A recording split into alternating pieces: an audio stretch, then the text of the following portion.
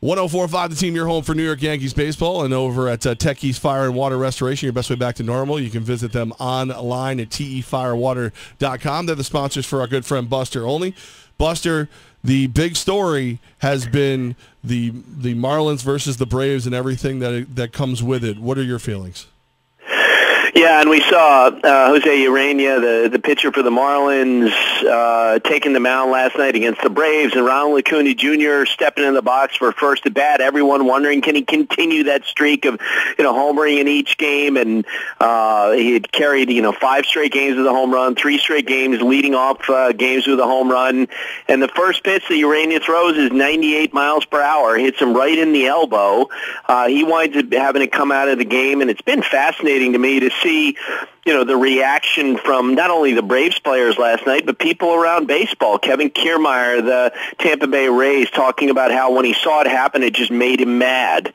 Aaron Boone, the Yankees manager, said it had a bad look. I know from my communications with players directly with other teams, I kind of wonder if this is like one of those moments where some, part of the culture in baseball is changing, much in the way that when Buster Posey got run over at home plate in 2010 or 2011, then all of a sudden there was talk, we got to protect catchers and we have to change the rules. The Tejada slide from Chase Utley in the playoffs in 2015, it seemed like the baseball culture on that play changed.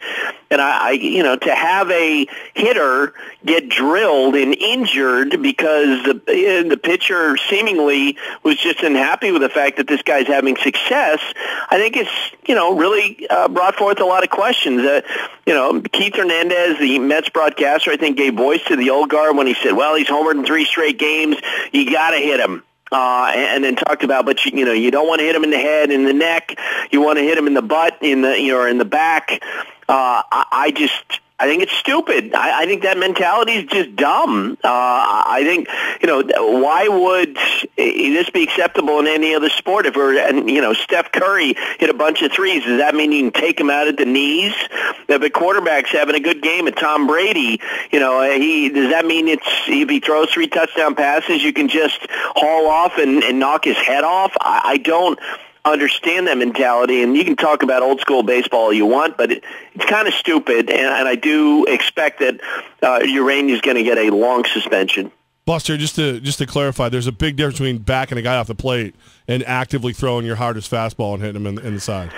Well, if he doesn't like the results that the Marlins have been getting this week, my suggestion on Twitter was, hey, do something different. And Colin McHugh, who pitches for the the Houston Astros, answered back. He said, absolutely, throw a slider, try different pitches, try to do something to get the guy out. And I sent out a tweet this morning that got a lot of retweets, and that is, hey, does this mean, if you saw a situation where a pitcher's throwing a no-hitter and dominating the hitters, and suddenly is it okay then for a batter to run out of the box and whack the pitcher on the arm with his bat? Because that's kind of what happened last night. We don't like your results. We think you're hitting too well, so I'm going to drill you. I mean, it's ridiculous.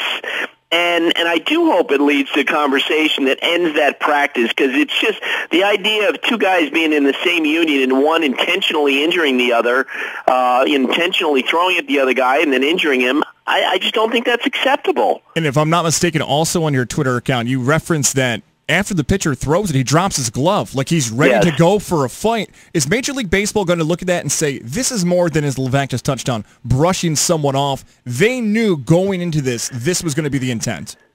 Well, I think that he did, and even, guys on the Braves, Freddie Freeman said, look, this is not a Marlins thing. I don't think and there's any chance that Don Mattingly or, and I saw on Twitter last night, Derek Jeter ordered the hit. Come on. I think it was much more about one player, a young pitcher saying, well, you know what, I'm going to shake things up. I'm going to change things up, and him taking, the situation in his hands and throwing it at him. But that was telling to me that one detail where he hits Acuna. Acuna goes down. He's in pain along the third baseline, and you have Urena walking toward the plate. and not giving the apologetic, are you okay, not giving any empathy, not indicating any of that at all. And when the Braves, who seemed stunned by the development because it was so unusual to see that sort of thing happen, they finally come out of the dugout and they're chirping at him. Urania turns to him, squares his shoulders, and drops his glove. And it reminded me of that, and Levack, I know you're going to remember, the 98 fight, and Gauze, you will too, because it involved your team, the Orioles, between the Yankees and the Orioles, and Armando Benitez drills Tino Martinez, and the Yankees are yelling at him, and he drops his glove, and he's basically signaling, let's go. And that's certainly what Urania looked like last night. Buster, after the Yankees acquired Benitez after that, it was the one player that he would come out in the game, and I'd leave the room. That's how much Come on. He couldn't root for him. He references this all the time. Yeah. I could not watch him in pinstripes. Wow. Okay. Buster, only with us right now. Thanks to our friends at Techies Fire and Water Restoration. Speaking of the pinstripes, what's going on with Luis Severino? Yeah, and I know that's a big question for them. They're obviously, looking at a lot of different things. I think they're internally satisfied that it's not a question of him tipping pitches. I think it's just a quality of pitch thing. My guess is that there's some mechanical issue that's affecting his slider and his stuff. I do find it interesting that they're going to back off him a little bit, it seems like, and try to rest him up. But maybe in some respects, and I might have said this to you before, the best possible result for the Yankees would be to win the division. But that's not going to happen. As we talk today, they're 10 games out, so they're not going to win the American League East. The second best result they can get is to be the wild card and to have a lot of time knowing that. And that seems to be what's going to happen. And so they've got time to fix Luis Severino and to tell Aaron Judge, look, we could rush you back, but we're not going to do that. We want to make sure you're 100% healthy to get you right for the postseason.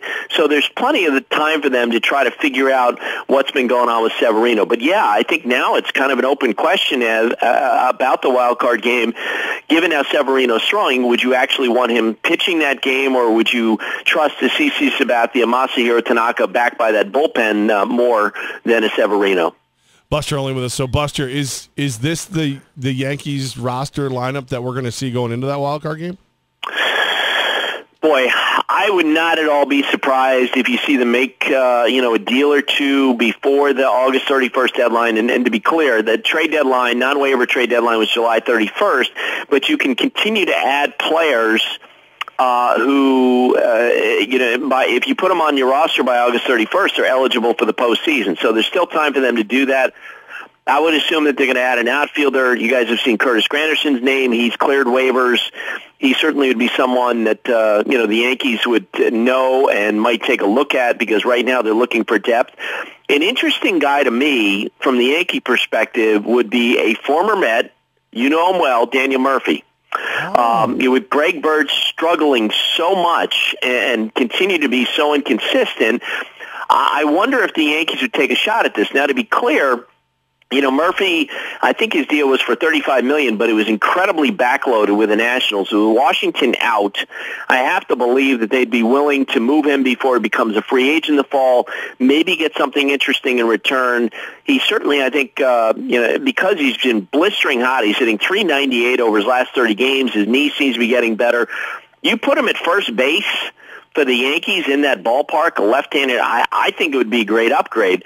But I do think, and Levack, I'll ask you as a Yankee fan, is it worth it, as we sit here today, for them to pay what it takes to get Daniel Murphy? And I'm assuming the Nationals probably will have some choices. There'll be some competition in the bidding, with only one game assured in the postseason. In other words, you could make a deal for Daniel Murphy with the Nationals in theory and give up a decent prospect, and he might wind up only playing one meaningful game for you if you get knocked out of that wild card spot. Buster, the reason that I think it's completely worth it is evil, and you're going to love it and hate it all at once. Mets fan was so against the Yankees getting DeGrom to help them get to the World Series. I got to believe they'd really hate Daniel Murphy bat leading the way to a World Series for the Yankees. So for you, it's not about improving your favorite team, the Yankees. It's about torturing Mets fans. I mean, both are on the list. I really have trouble telling you which one is more important. Okay. Well, speaking about the New York Mets, Mets fans will look at their pitcher, Jacob deGrom, and say he's been one of the best pitchers in baseball, but some baseball writers and others later in the season may have a question of, even though the Mets are bad and his win-loss record isn't great, will they still give him love for the Cy Young? Buster, do you think writers will give deGrom the benefit of the doubt, although his team is struggling this season for the Cy Young Award? I do, and there is some precedent for that. The year, and I can't remember, I think it was 2012, that Felix Hernandez won, 13-12. He was barely a 500 pitcher in terms of his one-loss record, but statistically, in so many other respects, he was the best pitcher in the American League, and he wound up winning the Cy Young Award. I think that, that could be a case of that. So I think deGrom, if the voting were today, I think that he would win the award, that the writers would give that to him because he's significantly higher than or better than Max Scherzer, who I think is primary competition in a lot of different categories. I'm going to be really fascinated. I find the deGrom candidacy for Cy Young and even for MVP to be very interesting because it's a real test of analytics where if you look at the statistics, wins above replacement, the National League field for MVP is completely wide open, and it's a year in which you might consider a pitcher like Max Scherzer or Jacob deGrom. As time has gone on, my perception of those awards is just pick the best player because, the value, when you talk about most valuable player, the value is on a given day, what's his production level? And on a daily basis, I don't think there's been a more productive player in the National League than Jacob deGrom has been for the Mets this year. It hasn't necessarily translated to wins, but in terms of being the best player, I think he's the guy. Buster Olney with us right now. And Buster, before we let you get back to your really real life, is the home run derby responsible for fixing Bryce Harper? My theory was when I walked away from that night when he was jumping around and going crazy and I couldn't get him to stop to do the interview for a bit, was, man, he's having fun again. And I wondered if if maybe that evening was a reminder for him of how much fun baseball could be, because he really was like, who was it? The character from Charlie Brown, Pigpen, with a dark cloud hanging over his head and the rain clouds all the time around Bryce, and he certainly has hit a lot better in the second half. I wonder if it might be more related to the fact that other guys around him, like Daniel Murphy, are hitting better, and he's getting better pitches to hit. But he's certainly playing well. And as long as we're talking about possible scenarios for the Nationals, I don't think that they would consider trading Bryce Harper between now and the end of the month. But it's something worth keeping an eye on because the Nationals are so far out, and at some point you figure they're going to start selling off some guys. We've been talking so long, you knew my next question before I asked it. Okay. Buster, just so you're aware, just to be careful, I don't know exactly where you are. I'm going to be out in Queensbury tonight giving away jet tickets, so exit 18 to the Northway. I mean, you might want to figure that out if you can, take the Buster helicopter into town. Oh, my goodness. See, if you were giving away Vikings tickets, then I'd be beating people up in the front row. Buster, man, we appreciate you taking some time, especially when you're spending some time away from work. So thank you so much, man, and we'll talk to you next week. That sounds great. See you guys.